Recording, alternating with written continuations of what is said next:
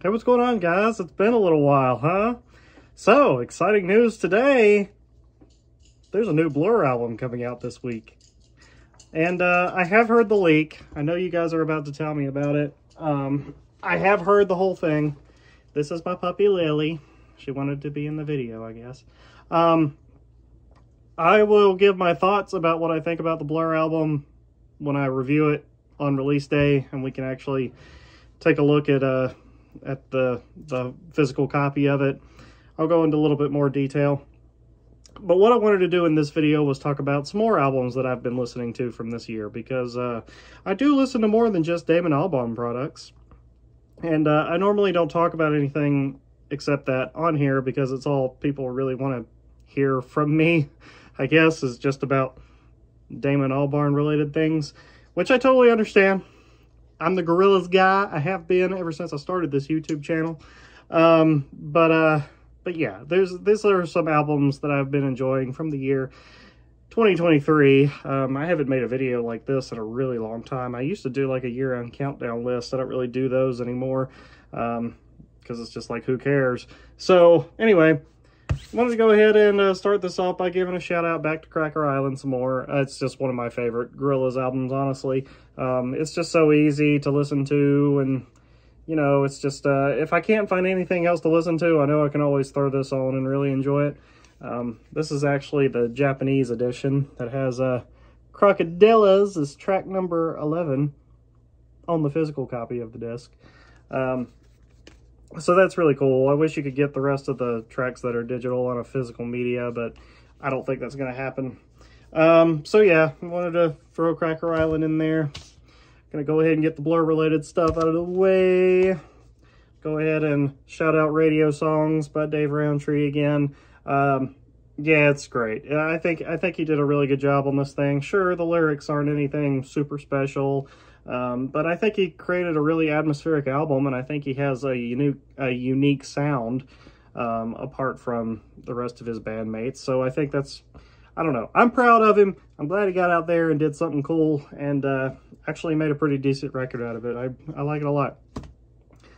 All right, here we go. Getting into the non-Damon stuff. I will be talking about the Blur album on Friday. Believe me, I will. This is the new Little Dragon album. This is Slugs of Love. That's the name of this record. And it's really good. It's now the third part of my trilogy of favorite Little Dragon albums, which mainly consist of New Me, Same Us. This is their album that they came out with just a few years ago before this one. And their third album, Ritual Union, from 2011. I absolutely love this record. Still probably my favorite Little Dragon album, but I think the Slugs of Love is very enjoyable, a very close second to their newest one here. I really do like it. I do have some love for Season High, but it's definitely not one of my top three, I guess. It's pretty low down there. There's some good songs on it. It's pretty top heavy though. The first half is better than the second. But yeah, the new Little Dragon album is great. It's the chill vibes that you're used to when you listen to a Little Dragon album. It's great. And Damon is actually on a song on this one. He's on the track Glow, so definitely check it out if you haven't already. It's so nice that he finally returned the favor after she was on 2 Gorillaz songs over 10 years ago. Anyway, next up is Paramore's This Is Why. I'm a pretty casual Paramore fan. I don't really have like a history with this band or anything like that, and every time I have tried out some of their albums, I've just kind of walked away feeling like, what's so great about this? But for some reason, this is like the first album in their discography that actually did that for me. I thought this was actually pretty damn enjoyable, so I picked this one up. I like this album a lot. Coming from a Paramore noob, I think it's one of the best things I've heard from them personally. I also really enjoyed After Laughter after going through the discography, so I picked this one up as well. The only problem that I have with this album is I feel like it kind of overstays its welcome a little bit. The track listing feels a little bit too long to me. It feels like around the track Idol Worship, I'm starting to be like, this should be over by now. Caught in the Middle is a great song. It just feels like the album quickly goes downhill. I know there's only 3 tracks left, but it feels like an eternity. That's like the only problem that I have with it. It feels like it overstays its welcome. This Is Why does not.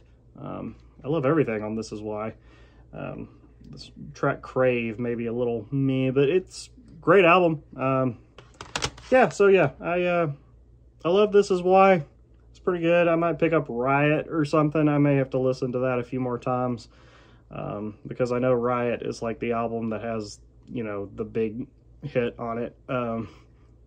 That's also everyone's childhood Paramore album. So anyway, I like that. I enjoyed that a whole lot. This is the new album from Django Django, Off Planet. It's a double EP, double LP actually, split into 4 parts. 2 on one, 2 on the other. Actually a really enjoyable project from Django Django. They actually have a bunch of different genres going on this thing. There's some guitar heavy songs, there's some dancey electronic songs, there's a rap song on here. There's some really dancey disco-y moments. You just never really know track to track what you're getting into, and I really enjoy the experimentation and the weirdness of that. There are some things on here that sound a little bit demo-y. There are some things on here where you can totally tell it's like some tracks are better than others. There are a few skips on this thing for me, but I do love the vast majority of it. And I don't know, I loved it enough to pick up a physical copy of it. I only pick up physical copies of things that I enjoy enough, I guess. So yeah, the new one from Django Django is really, really good. I enjoyed it a lot.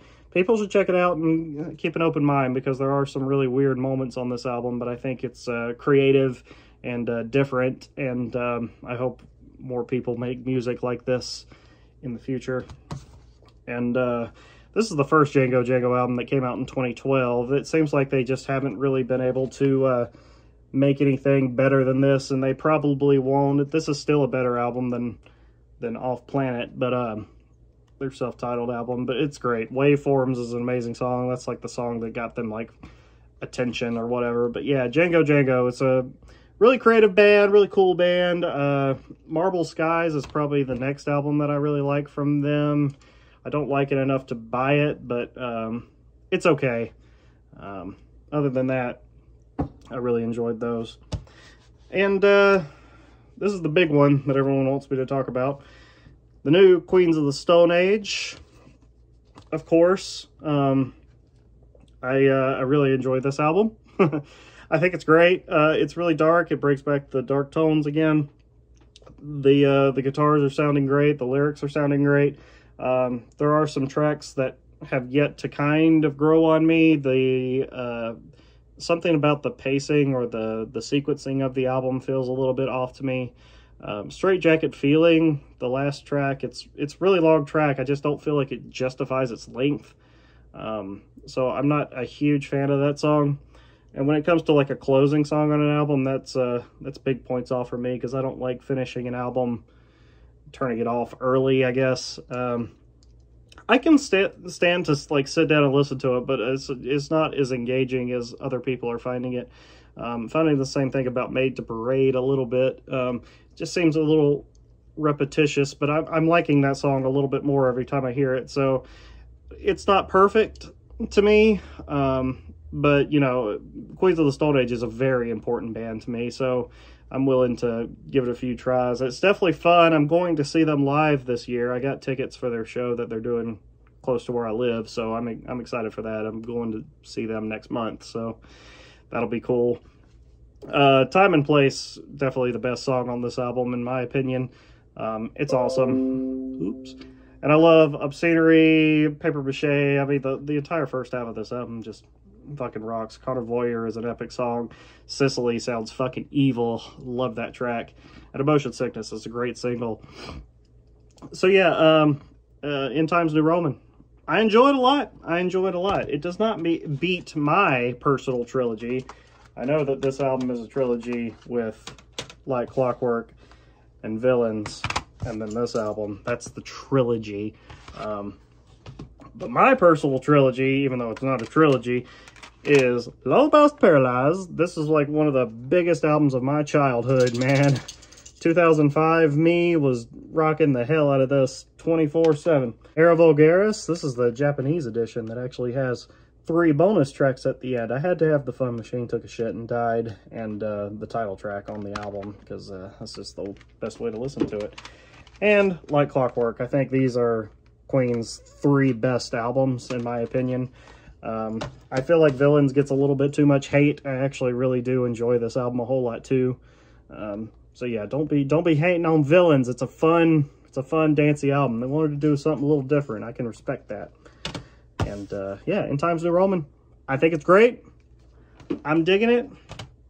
And so yeah, that's what I've been listening to. Oh, and a special mention, my physical copy has not came in the mail yet. I actually got 2 more albums I need to talk about. Oh snap. Jessie Ware's This Feels Good. This is a dancey, disco, fun as fuck album. I love the lyrics. It's really disco heavy. I like it more than What's Your Pleasure, the last album from Jessie Ware. But yeah, That Feels Good is a very vintage disco-y kind of dancey album, and it's a lot of fun. Definitely recommend everyone check that out because it's great. And the last album I wanted to talk about is Disclosure's new album, Alchemy. I've really been enjoying that too. It doesn't look like they're going to have a physical copy of it. It looks like it's only going to be digital, which kind of sucks because I like to collect physical albums if I enjoy them. But yeah, the new Disclosure album is great. I really like Carticle, their second album.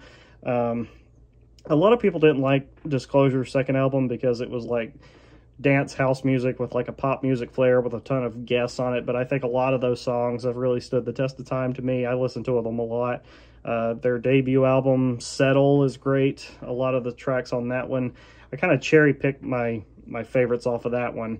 And Energy, their third album, though, before this one, was not that good. I did not enjoy that album that much.